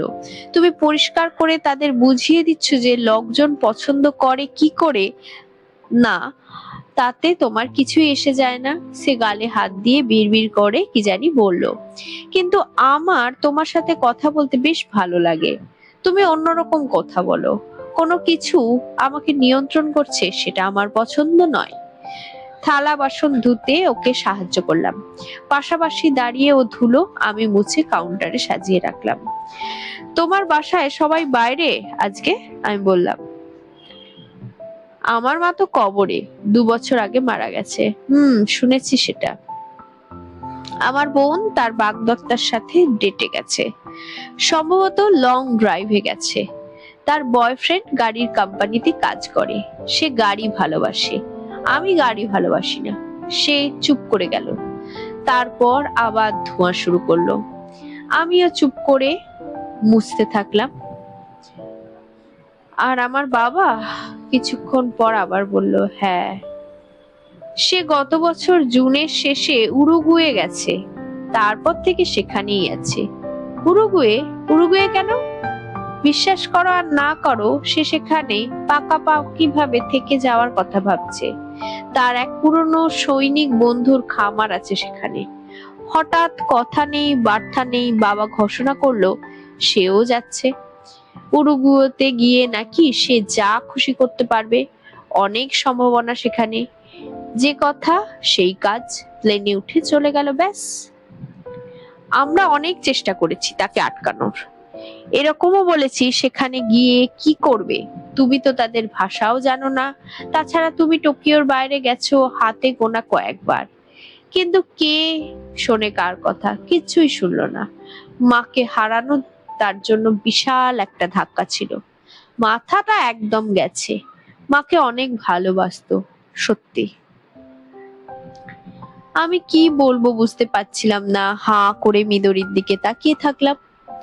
মা মারা যাওয়ার পর সে আমাদের 2 বোনকে কি বলেছে জানো? তোমাদের দুজনকে হারানোর বদলে যদি তোমাদের মাকে রক্ষা করা যেত, আমি তাই করতাম। খুশি খেয়ে দম হারানোর মতো অবস্থা হয়েছিল আমার শুনে। বলার ভাষা হারিয়ে ফেলেছিলাম, বুঝতেই পারছো। তুমি চাইলেই কিন্তু কাউকে এরম করে বলতে পারো না। ঠিক আছে, বুঝলাম সে তার ভালোবাসার মানুষকে হারিয়েছে, তার জীবন সাথী। আমি তার দুঃখটা বুঝতে পারছি, তার কষ্টও বুঝতে পারছি। তার জন্য আমার খারাপও লেগেছে। কিন্তু তার মানে এই না যে তুমি তোমার জন্ম দেওয়া মেয়েদের বলবে তার জায়গায় তোমরা মরলে না কেন। কি ভয়াবহ ব্যাপার, তুমি বলো। ঠিকই বলেছো। এই দুঃখ আমরা কখনো ভুলবো না, মাথা নেড়ে বলল সে। যা হোক, আমার পরিবারের সবাই একটু আলাদা, আমাদের সবার মধ্যে কিছু না কিছু অস্বাভাবিক ব্যাপার আছে। হ্যাঁ, তাই তো দেখছি, বললাম আমি। তারপরেও একটা দারুণ ব্যাপার যখন দুজন মানুষ একে অপরকে ভালোবাসে, তাই না? একজন মানুষ তার স্ত্রীকে কতটা ভালোবাসলে তার মেয়েদেরকে এমন কথা বলতে পারে? হয়তো এখন কিন্তু তুমি অন্যভাবে দেখছো ব্যাপারটা। তারপর আমাদের দুজনকে ফেলে উরুগুয়ে পালিয়ে গেল। আমি কোনো কথা না বলে আরেকটা ডিশ মুছতে লাগলাম। সব শেষ হলে মিদরি সব তুলে ক্যাবিনেটে রেখে দিল।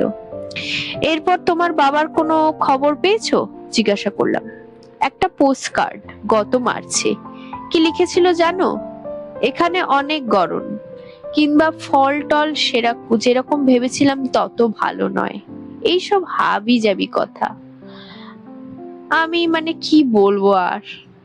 আর পোস্টকার্ডে একটা গাধার ছবি, মাথা পুরোপুরি গেছে। সে এইটুকু পর্যন্ত বলেনি ওই লোকটা সেখানে গিয়ে পেয়েছে কিনা, তার বন্ধু বা যাই ছিল। সে অবশ্য শেষের দিকে লিখেছিল যে গুছিয়ে বসলে আমাদেরকে নিতে পাঠাবে। তারপর আর কোনো খবর নেই, আমাদের কোনো চিঠির উত্তরও দেয়নি সে। তোমার বাবা যদি বলেন উরুগুয়ে চলে আসো, কি করবে? আমি ঘুরে আসার জন্য হলেও একবার যাব, মজাই হবে। আমার বোন বলে সে মানা করে দেবে, সে নোংরা একদম সহ্য করতে পারে না। নোংরা জায়গায় সেখানে ভাল লাগে না ওর। উরুগুয়ে নোংরা নাকি? কে জানে, সে মনে করে নোংরা। যেমন ধরো রাস্তাঘাট গাধার গোবরে ভর্তি, মাছি উঠছে, কিংবা হয়তো টয়লেট কাজ করে না, গিরগিটি আর কাকড়া বিছে সবখানে দৌড়াদৌড়ি করছে। সে হয়তো কোনো সিনেমাতে এমন দেখেছে। পোকা একদম সহ্য করতে পারে না। সে চায় শুধু গাড়িতে চড়ে সুন্দর দৃশ্যওয়ালা জায়গায় যেতে। তুমি তোমার বাবাকে পছন্দ করো? মিদরি মাথা নাড়লো। তেমন একটা না। তাহলে তার পেছন পেছন উরুগুয়ে গিয়ে কি করবে? আমি তাকে বিশ্বাস করি। বিশ্বাস করো মানে? হ্যাঁ, আমি তাকে পছন্দ করি না, কিন্তু আমি আমার বাবাকে বিশ্বাস করি। কিভাবে করব না বলো? এই লোকটা তার বাড়ি, তার মেয়েদের, তার কাজ সব ফেলে উরুগুয়ে চলে গেছে তার স্ত্রীকে হারানোর শোকে। বুঝতে পারছো আমি কি বলছি? আমি দীর্ঘশ্বাস ফেলে বললাম, কিছুটা, পুরোপুরি বুঝতে পারছি না।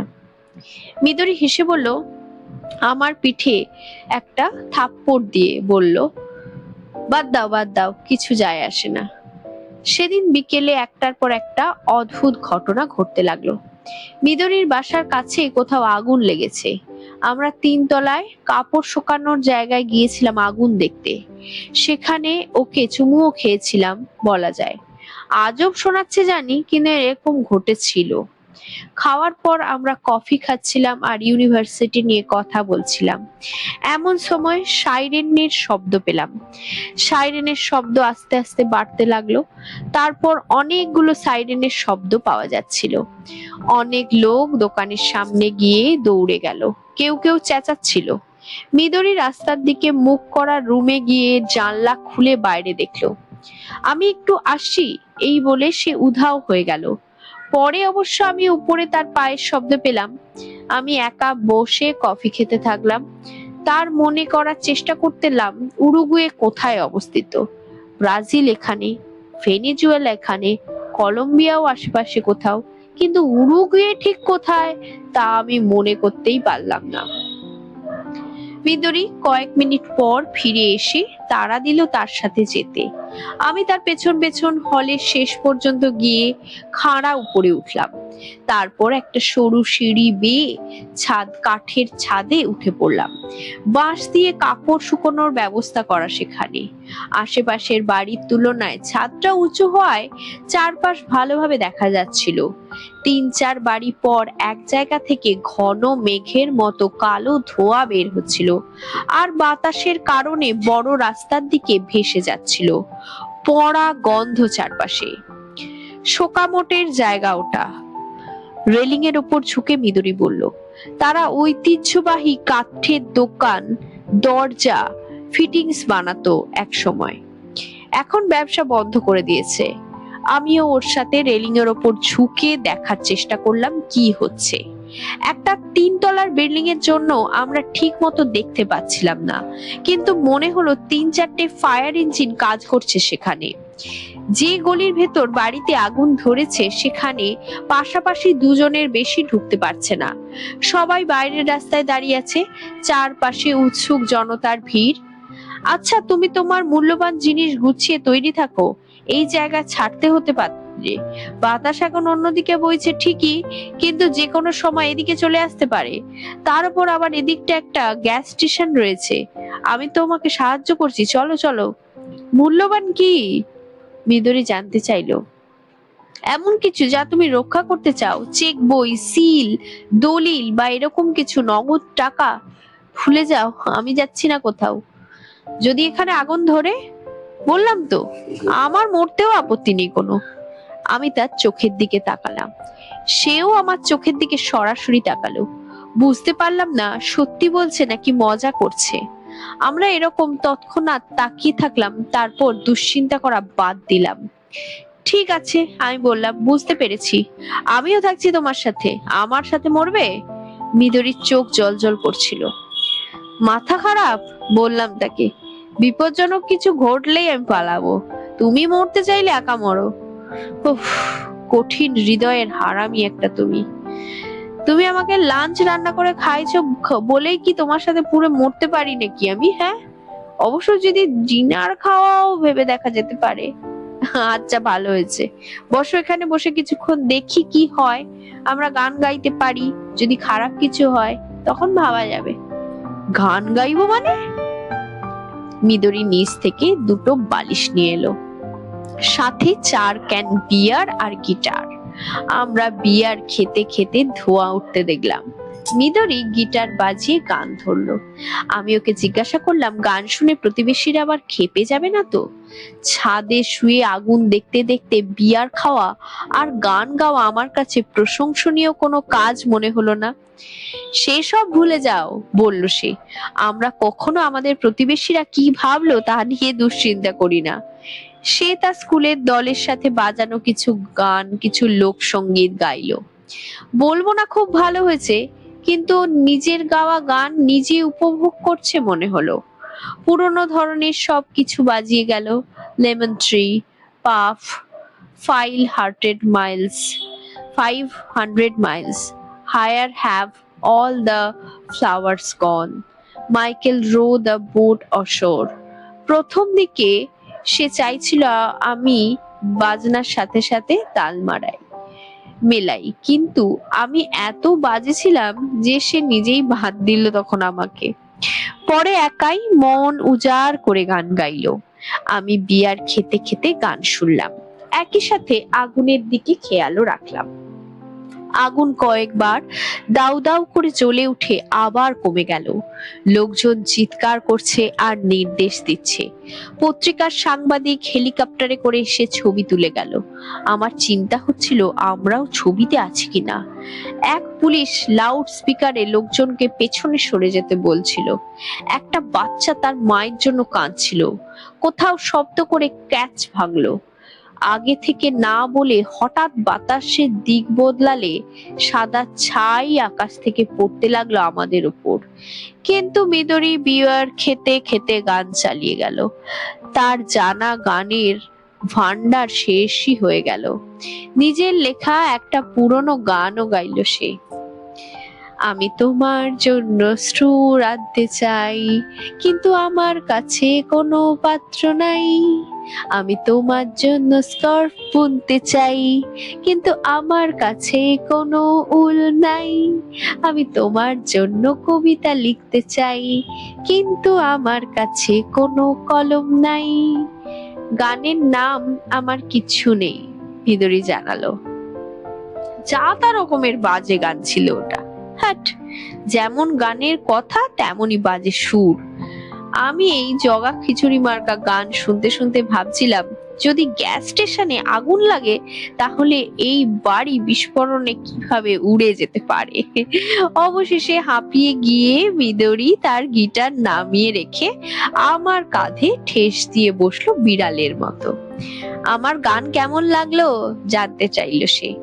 আমি খুব সাবধানে উত্তর দিলাম, অন্যরকম ছিল, তোমার ব্যক্তিত্বকে প্রকাশ করলো। থ্যাঙ্কস। থিমটা হলো আমার কিছু নেই। আমিও তাই ধরেই নিয়েছিলাম। জানো, সে বলল, যখন আমার মা মারা গেল আমার একটু খারাপ লাগেনি। ওহ, বাবা চলে যাওয়ার পরেও আমার খারাপ লাগেনি। তাই নাকি? সত্যি। তোমার কি মনে হয় না আমি খুব খারাপ, কঠিন হৃদয় আমার? নিশ্চয়ই কোনো কারণ আছে। কারণ তো আছেই। এই বাড়িতে সবকিছুই না অনেক জটিল, কিন্তু আমি সবসময় ভাবতাম তারা আমার বাবা মা, আমার অবশ্যই মন খারাপ হওয়ার কথা যদি তারা মারা যায় বা আমি তাদের দেখতে না পাই। অথচ আমার কিছুই মনে হয়নি, মন খারাপ লাগেনি, একা লাগেনি আমার, এমনকি তাদের কথা মনেও আসেনি। কখনো কখনো স্বপ্ন দেখি অবশ্য, অন্ধকারের ভেতর থেকে আমার মা তাকিয়ে আছে, আমাকে দোষ দিচ্ছে সে মারা গেছে আর আমি খুশি সেই জন্য। আমি তার মৃত্যুর জন্য খুশি নই, আমি স্রেফ দুঃখিত নই। আর সত্যি কথা বলি, আমি এক বিন্দুও চোখের পানি ফেলিনি। আমি যখন ছোট ছিলাম আমার বিড়াল মারা যাওয়ার পর সারা রাত কেঁদেছিলাম। এত ধোঁয়া কেন, আমি ভাবছিলাম। কোনো আগুনের শিখা দেখা যাচ্ছে না, আগুন ছড়াচ্ছে মনে হচ্ছে না, কিন্তু ধোঁয়ার স্তম্ভ উঠে যাচ্ছে আকাশে। কি পুড়ছে এতক্ষণ ধরে? কিন্তু শুধু আমাকে দোষ দেয়া যাবে না, মিদরি বলেই চলল। এটা সত্যি আমি কঠিন, আমি স্বীকার করছি সেটা। কিন্তু তারা যদি আমার বাবা মা আমাকে আর একটু ভালোবাসতো তাহলে হয়তো আমি কিছু অনুভব করতে পারতাম। যেমন ধরো সত্যিকারের খারাপ লাগা। আমার মনে হয় তোমাকে যথেষ্ট ভালোবাসেননি তারা। সে তার ঘাড় বাঁকিয়ে আমার দিকে তাকিয়ে মাথা নাড়ল। যথেষ্ট নয় এবং একদমই নয়, মাঝামাঝি। আমি সবসময় ভালোবাসার কাঙাল ছিলাম। অন্তত একবারের জন্য আমি বুঝতে চাইছিলাম কেমন লাগে, শুধু একবার মন ভরে ভালোবাসা। কিন্তু তারা কখনো আমাকে দেয়নি সেটা, কখনো না। আমি যদি তাদের কাছে হাত জোর করে কিছু চেয়েছিলাম তারা ধাক্কা দিয়ে আমাকে সরিয়ে দিয়েছে আর চিৎকার করেছে, না, এর দাম অনেক বেশি। সব সময় তাই শুনেছি। তাই আমি ঠিক করেছিলাম এমন একজনকে খুঁজে বের করব যে আমাকে কোনো শর্ত ছাড়া 335 দিনই ভালোবাসবে। আমি এখন এলিমেন্টারি স্কুলে ক্লাস 5 অথবা 6, কিন্তু তখন থেকেই আমি মন শক্ত করে ফেলেছিলাম। ওয়াও, আমি বললাম, খুঁজে পেয়েছো? এইটাই তো কঠিন অংশ, মিদরি বলল। কিছুক্ষণ ধোঁয়া ওঠা দেখে কি জানি ভাবলো। আমার মনে হয় আমি অনেক দিন ধরে নিখুঁত কাউকে পাওয়ার জন্য অপেক্ষা করছি, ফলে খুঁজে পাওয়া কঠিন হয়ে গেছে। নিখুঁত প্রেমিকের জন্য অপেক্ষা করছো? আরে না, আরো ভালো তার চেয়ে। আমি খুঁজছি স্বার্থপরতা, নিখুঁত স্বার্থপরতা। যেমন ধরি কোনো স্ট্রবেরি স্টক কেক খেতে চাই, সে সব কাজ ফেলে দৌড়ে যাবে আমার জন্য কেক কিনতে, দৌড়ে নিয়ে এসে হাঁপাতে হাঁপাতে হাঁটু গেড়ে বসে আমাকে কেক সাধবে। আমি বলবো আমি চাই না আর এই কেক, তারপর কেক নিয়ে জানলা দিয়ে ছুঁড়ে ফেলে দেবো। এরকম প্রেমিক খুঁজছি আমি। বুঝতে পারছি না এর সাথে প্রেমের কোনো সম্পর্ক আছে কিনা। হতবাক হয়ে বললাম আমি। অবশ্যই আছে, সে বলল। তুমি কিছুই জানো না। মেয়েদের জীবন অন্যরকম। মেয়েদের জীবনে এমন সময় আসে যখন এরকম কিছু হওয়াটা খুব জরুরি হয়ে যায়। এরকম কিছু মানে জানলা দিয়ে স্ট্রবেরি কেক ছুঁড়ে ফেলা? একদম ঠিক। আর আমি যখন বলবো তখন আমি চাই সে আমার কাছে মাপ চাইবে। এখন বুঝতে পারছি আমি মিদরি, আমি কত বোকা। আমার জানা ছিল স্ট্রবেরি কেকের প্রতি তোমার আগ্রহ শেষ হয়ে গেছে। আমার বুদ্ধি একদম গাধার হাগুর মতো। তোমার জন্য আমি আবার গিয়ে কেক নিয়ে আসবো। কি চাও তুমি? চকলেট মুজ, চিজ কেক? তারপর কি হবে? তারপর আমি তাকে পাওনা সব ভালোবাসা দেব। পাগলামি মনে হচ্ছে আমার কাছে। হতে পারে। আমার কাছে এটাই প্রেম, ভালোবাসা। সমস্যা হলো আমাকে কেউ বুঝতে পারে না। মিদরি তার মাথা আমার কাঁধের সাথে রেখে একটু ঝাঁকালো। এক ধরনের মানুষের জন্য সামান্য কোনো কিছু থেকেই ভালোবাসা শুরু হতে পারে। সেরকম কিছু অথবা একদম কিছু না। আমি আর কোনো মেয়ে দেখিনি যে তোমার মতন করে চিন্তা করে। অনেক লোক আমাকে এই কথা বলেছে। নিজের চামড়া খুঁড়তে খুঁড়তে সে বলল, কিন্তু একমাত্র এভাবেই আমি চিন্তা করতে পারি। সত্যি, আমি যা বিশ্বাস করি তাই তোমাকে বললাম। আমার কখনো মনে হয়নি আমার চিন্তা অন্যদের চিন্তা আলাদা হতে পারে। আমি আলাদা হতে চাইছি না। কিন্তু আমি যখন মন থেকে বলি, লোকজন মনে করে আমি ভাব নিচ্ছি কিংবা মজা করছি। এরকম হলে মেজাজ খারাপ লাগে। আর তখন তুমি আগুনে পুড়ে মরতে চাও। আরে না, এটা আলাদা ব্যাপার। স্রেফ কৌতূহল। কিসের কৌতূহল? আগুনে পুড়ে মরার? না, আমি দেখতে চাই আমি কিভাবে কিভাবে নাও তুমি ব্যাপারটা, মিদরি বলল। কিন্তু মরার ব্যাপারে আমি ভীত নই, সত্যি বলছি। এখানে আমি ধোঁয়াতে অচেতন হয়ে কিছু বোঝার আগেই মারা পড়বো, এই নিয়ে ভয় পাই না। আমার মা যেভাবে মরে গেছে দেখেছি, কিংবা আমার কিছু আত্মীয়, সেই তুলনায় এটা কিছুই না। আমার সব আত্মীয় রোগে ভুগে অনেক কষ্ট পেয়ে মারা গেছে। আমাদের রক্তে আছে মনে হয় এটা। অনেক দিন ধরে এটা চলবে। শেষ দিকে তুমি দেখে বলতে পারবে না সে বেঁচে আছে নাকি নেই। খালি আছে ব্যথা আর কষ্ট। মিদরি একটা মালবড়ো বার করে মুখে দিয়ে জ্বালালো। এ ধরনের মৃত্যুকে আমি ভয় পাই। মৃত্যু আস্তে আস্তে ছায়া ফেলে জীবনের অংশ খেতে থাকবে। তুমি বুঝে ওঠার আগেই চারপাশ অন্ধকার, কিছু আর দেখতে পাবে না। আর লোকজন মনে করবে তুমি জীবিত চেয়ে মৃতই বেশি। আমার জঘন্য লাগে, আমি সহ্য করতে পারবো না। আরো প্রায় আধ ঘন্টা পরে আগুন নেভানো সম্ভব হলো। আগুন আর কোথাও ছড়াতে পারেনি, আর এই ঘটনায় কেউ হতাহতও হয়নি। একটা বাদে দমকলের সব গাড়ি ফিরে গেল। ভিড় গেল ভেঙে। লোকজন নিজেদের মতন জড়ো হয়ে কথা বলছিল। পুলিশের একটা গাড়ি রয়ে গেল ট্রাফিক সামলানোর জন্য। ওটার ছাদে লাল নীল বাতি জ্বলছিল।